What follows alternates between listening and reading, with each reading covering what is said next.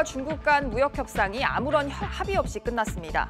미중 무역 전쟁으로 우리 경제가 직격탄을 맞을 수 있다는 우려에 금융시장이 불안한 움직임을 보이자 당국이 점검에 나섰습니다. 버스 파업이 이틀 앞으로 다가온 가운데 홍남기 경제부총리가 노조와 비공개 담판에 나섰습니다. 주 52시간제에 따른 인력 충원과 또 임금 인상 등의 요구사항 등 해결책을 논의할 것으로 보입니다. 최저임금위원회 공익위원회 집단 사퇴로 내년도 최저임금 결정에 차질 우려가 커지고 있습니다. 이와 관련해서 이재갑 고용노동부 장관이 오늘 최저임금과 근로시간 단축 등에 대한 계획을 직접 발표합니다. 국내 5세대 통신 가입자 수가 40만 명을 넘어선 것으로 집계가 됐습니다. 불법 보조금이 판을 치면서 고객 유치를 위한 통신사 간 경쟁이 과열 형상을 보이고 있습니다. 이상 이 시각 주요 뉴스입니다.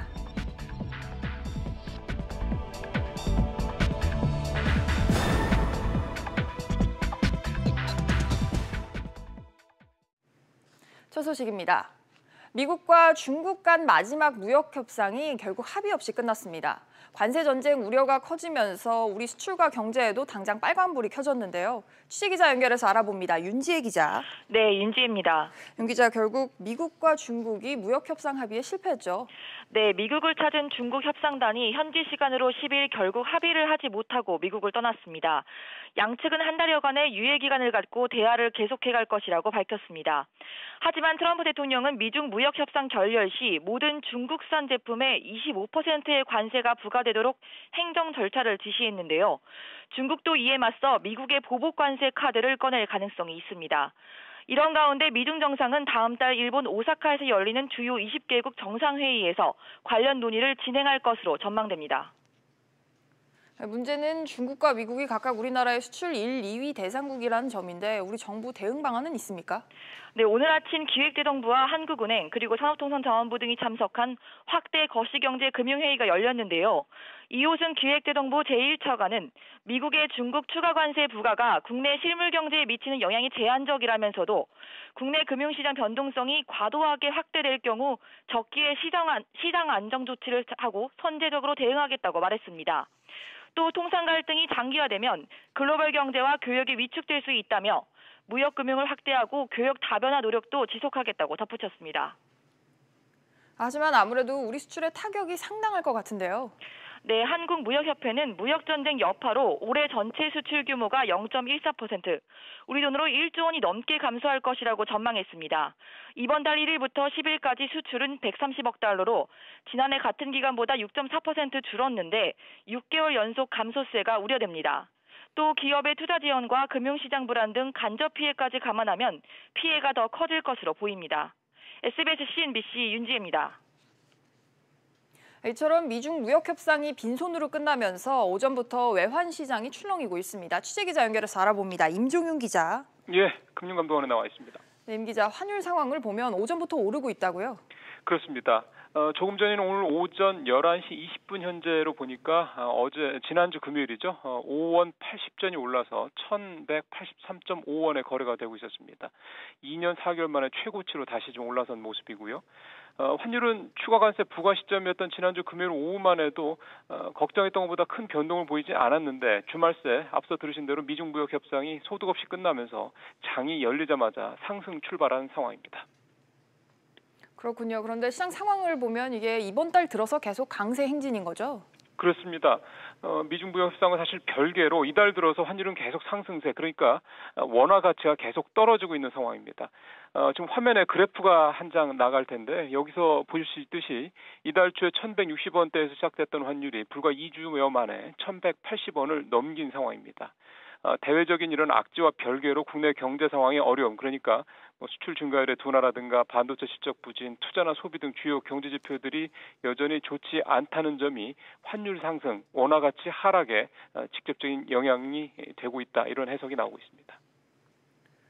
임 기자, 앞으로 환율이 이렇게 상승세를 계속 이어갈까요? 어떻게 보십니까? 현재 상황에서는 그럴 가능성이 높다는 전망이 많습니다.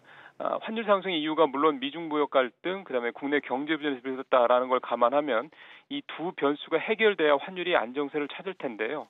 오늘 KTB투자증권 김한진 이코노미스트 얘기를 좀 들어보니까 미중 무역 협상이 올해 말까지 가야 아마 타결될 것이다라는 전망이 현재 많이 나오고 있고 국내 경기도 당분간 뚜렷한 반등 포인트를 찾기 힘들 것이다. 이런 상황이 많다는 점에서 봤을 때 이런 환율 상승세는 등락은 좀 있겠지만 계속될 것이다. 이런 분석을 내놨습니다. 지금까지 여의도 금융감독원에서 전해드렸습니다. 다음 소식입니다. 전국 주요 지역 버스 파업이 이틀 앞으로 다가온 가운데 정부가 사태 수습에 나서고 있는데요.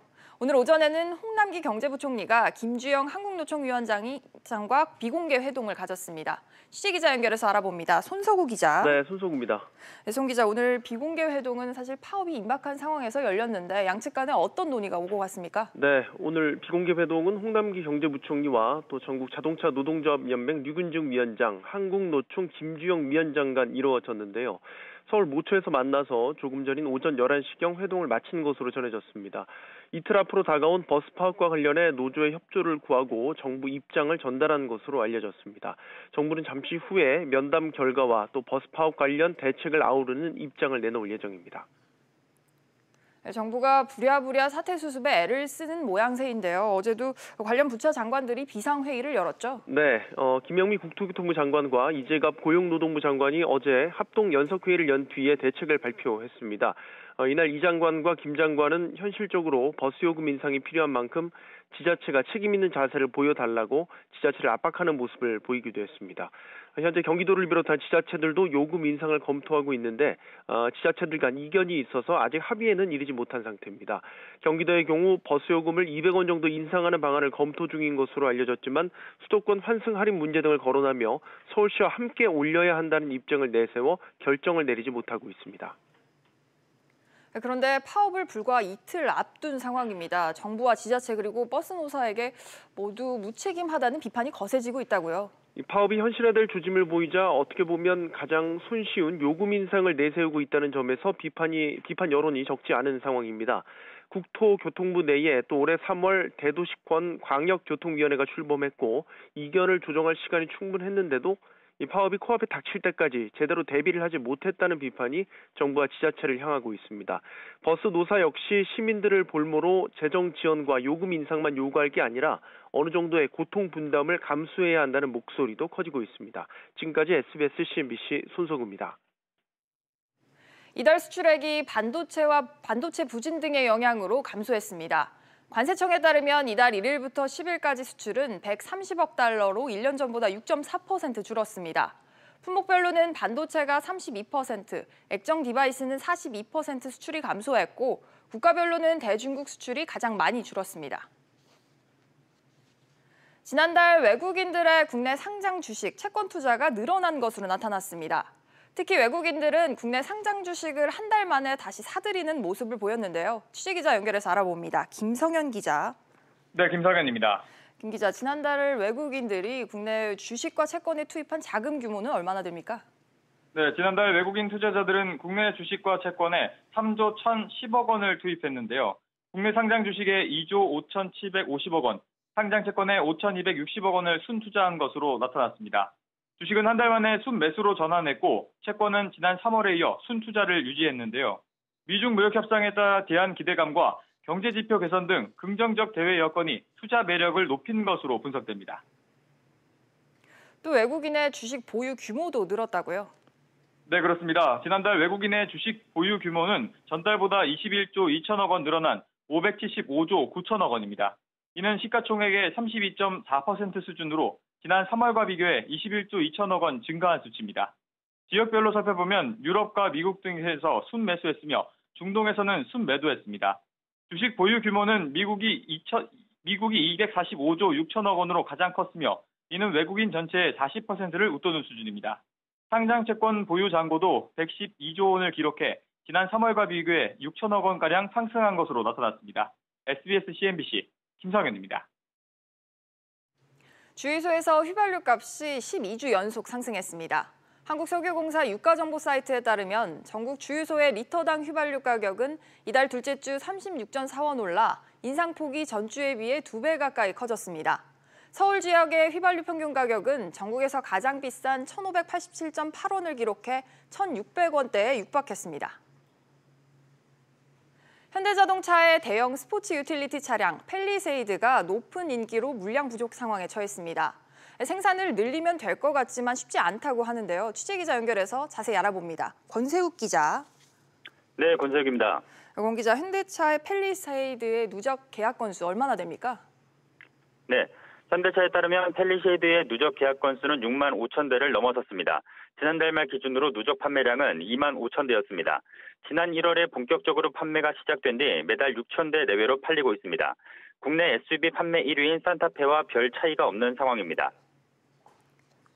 그렇군요. 펠리세이드가 이렇게 인기를 끄는 이유는 뭡니까? 기존 SUV보다 더 큰 차를 희망하던 소비자들의 욕구를 충족시켰다는 평가가 제기됩니다. 펠리세이드는 차량의 길이가 산타페보다 길어 3열의 성인들이 타도 크게 불편하지 않다는 반응이 나옵니다. 가격도 경쟁 차종보다 상대적으로 저렴해 이른바 가성비가 좋다는 평도 있습니다. 그런데 판매 속도는 점차 빨라지고 있지만 대기 물량이 상당히 많은 상황이라고요? 네, 예약은 많지만 생산량이 부족하기 때문입니다. 현대차는 매달 8천 대의 펠리세이드를 생산하고 있습니다. 하지만 구매 희망자가 이어지고 있어 수급이 맞지 않는 상황입니다. 하반기부터는 미국으로 수출할 예정이어서 증산이 필요합니다. 현대차는 이달 초 펠리세이드의 생산을 늘리자고 노조에 요청했습니다. 현대차는 생산량을 조정하려면 노조의 동의를 받아야 하기 때문입니다.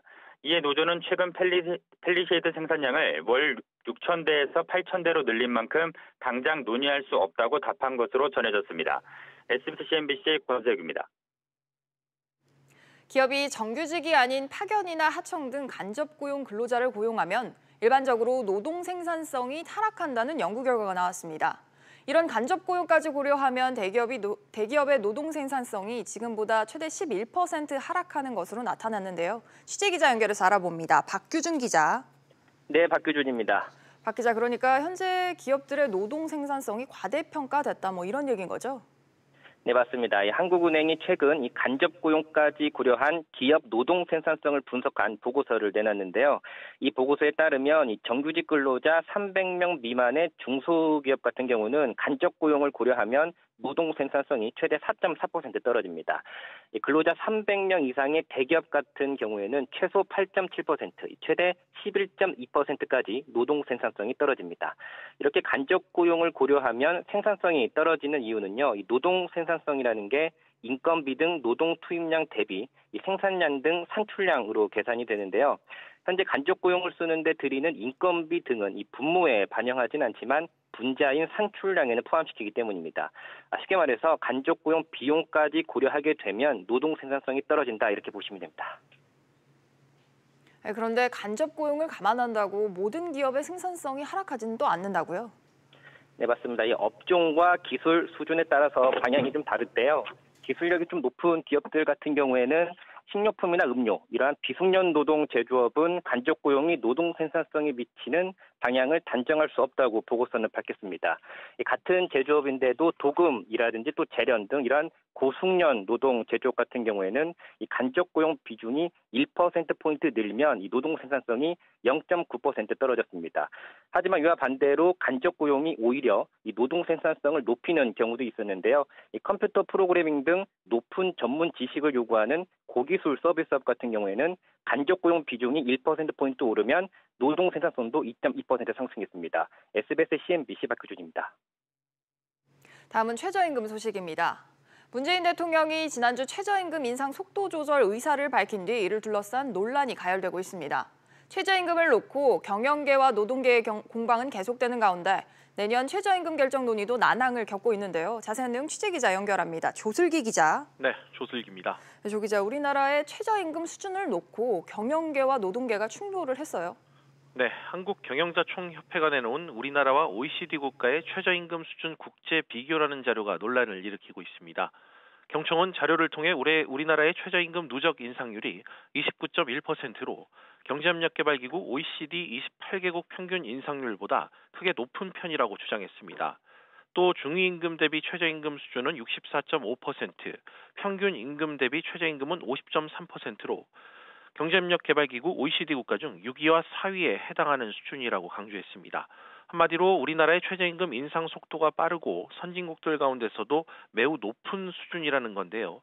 경영계의 이 같은 주장에 노동계는 즉각 반발했습니다.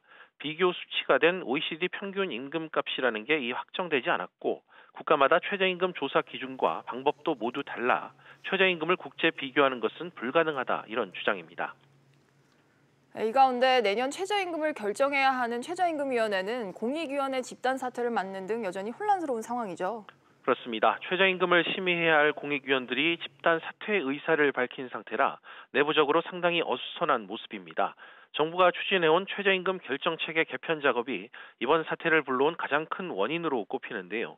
여기에 최저임금 결정을 이원화하는 방식도 국회에 발이 묶여 제도 개편이 이루어지지 못해 기존 체제를 유지한 채 결정해야 할 가능성이 큰 상황입니다. 정부는 새 공익위원들을 위촉해 최저임금 심의 계획을 잡아야 하는데 이재갑 고용노동부 장관이 오늘 최저임금과 관련한 앞으로의 계획 등 정부 입장을 밝힐 예정입니다. 지금까지 SBS CNBC 조슬기입니다.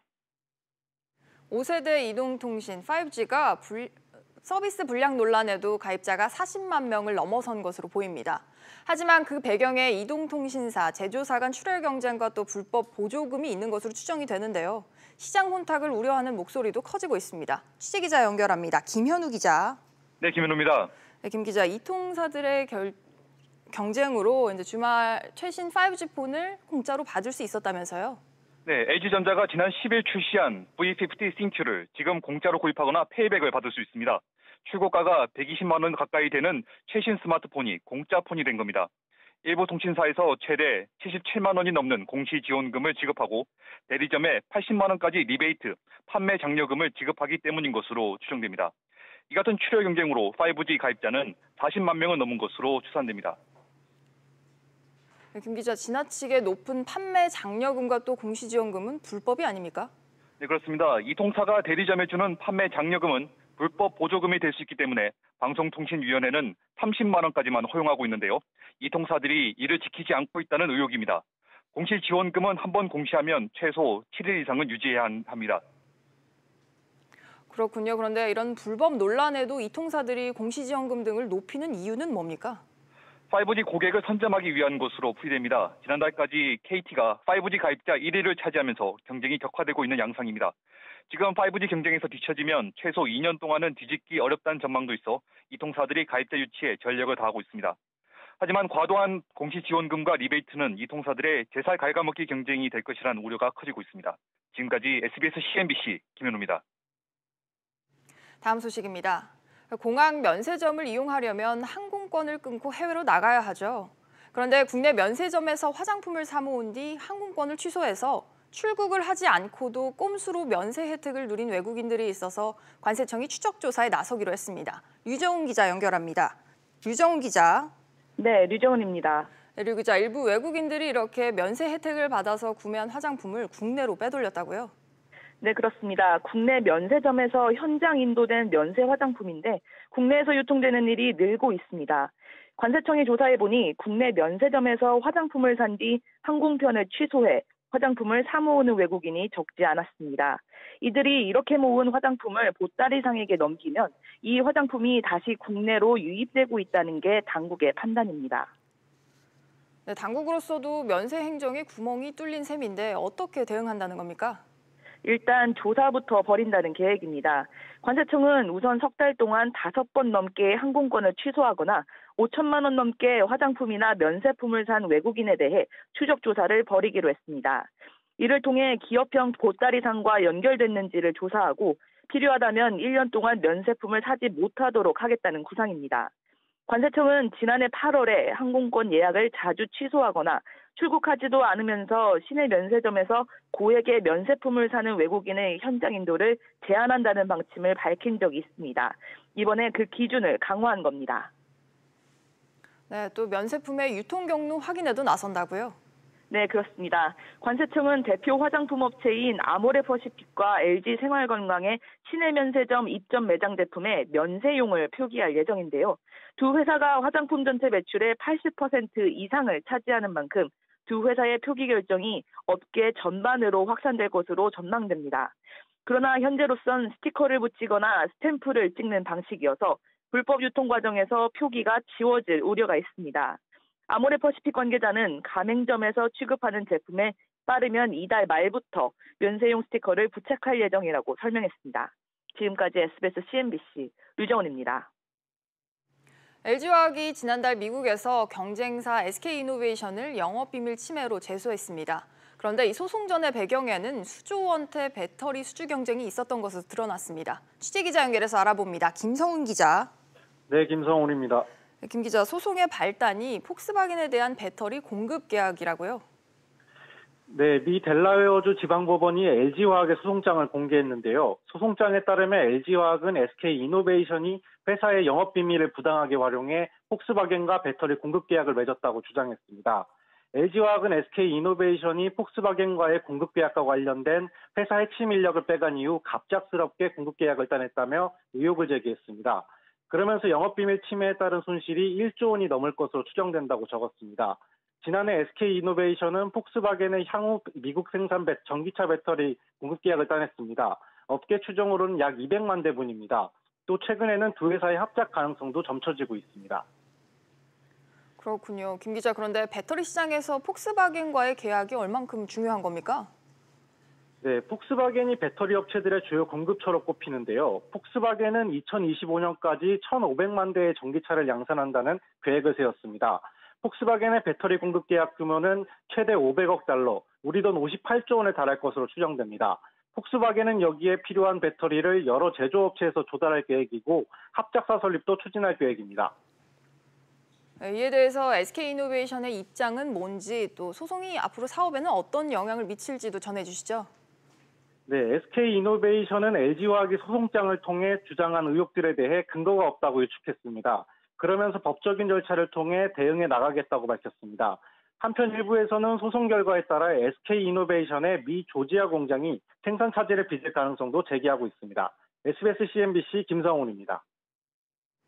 공연이나 숙박 관련 소비자 불만이 크게 증가한 것으로 집계됐습니다. 봄을 맞아 행사가 집중되고 또 여행 등 야외 활동이 늘면서 관련 민원이 급증한 것으로 분석이 되는데요. 자세한 내용 취재기자 연결합니다. 정광윤 기자. 네, 정광윤입니다. 정 기자, 공연 환불과 관련된 소비자 민원이 크게 늘고 있다고요? 네, 한국소비자원과 한국소비자단체협의회가 지난달 접수된 소비자 상담건 6만 1,000여 개를 분석했는데요. 공연 관람 관련 민원이 200건을 넘어 전월 대비 2.5배가량 증가한 것으로 나타났습니다. 지난해 같은 기간과 비교해도 2배 넘게 늘어난 수치인데요. 소비자가 예매를 취소할 때 사업자가 환불을 거부하거나 위약금을 과도하게 부과한다는 불만이 많았습니다.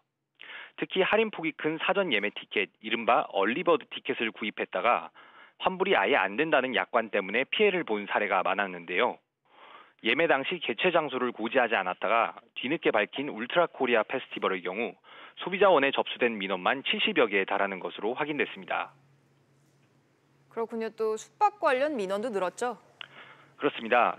숙박시설 관련 민원도 지난달 421건으로 전달에 비해 1.5배가량 증가했습니다. 이 역시 환불 거부나 과다한 위약금 때문에 소비자 불만들이 많았는데요. 특히 지난달 강원도 산불로 인해 여행 계획을 취소하는 사람들이 늘면서 관련 민원이 늘어난 것으로 보입니다. 전체 민원 내용을 보면 소비자들의 연령대는 30대가 3분의 1가량을 차지해 가장 많았고 여성이 절반을 넘었습니다. 상담 내용별로는 의류 관련이 3,500여 건으로 1위를 차지했고 이동전화 서비스와 헬스장 관련 문의가 뒤를 이었습니다. 지금까지 SBS CNBC 정광윤입니다. 미중 무역 협상이 노딜로 끝나면서 국내 증시가 계속해서 약세 흐름 이어가고 있습니다. 코스피 0.84% 내림세 2,089포인트 거래되고 있고 코스닥 역시 0.47% 내림세로 719포인트에 거래되고 있습니다. 오늘 주목해보실 종목들 차례대로 살펴보겠습니다. 우선 삼성전자입니다. 지금 미세먼지 조작 의혹으로 지난달 의원이 검찰에 송치된 것으로 확인이 되고 있는데요. 삼성전자 오늘 보합권 흐름 보여주고 있고요. 한진칼 같은 경우에는 한진그룹 경영권 분쟁이 일단락되면서 오늘 0.27% 내림세 보여주고 있습니다.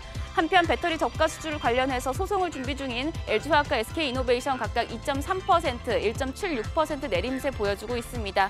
마지막으로 대웅제약도 하락세입니다. 지금 메디톡스와 보툴리눔톡신 균주 출처를 놓고 공방을 벌이고 있는데요. 이 메디톡스가 미국 ITC에 서류를 제출하라고 명령을 하면서 대웅제약 오늘 8.73% 내림세 보여주고 있습니다. 지금까지 증시 상황이었습니다. 오늘 준비한 소식은 여기까지입니다. 여러분 고맙습니다.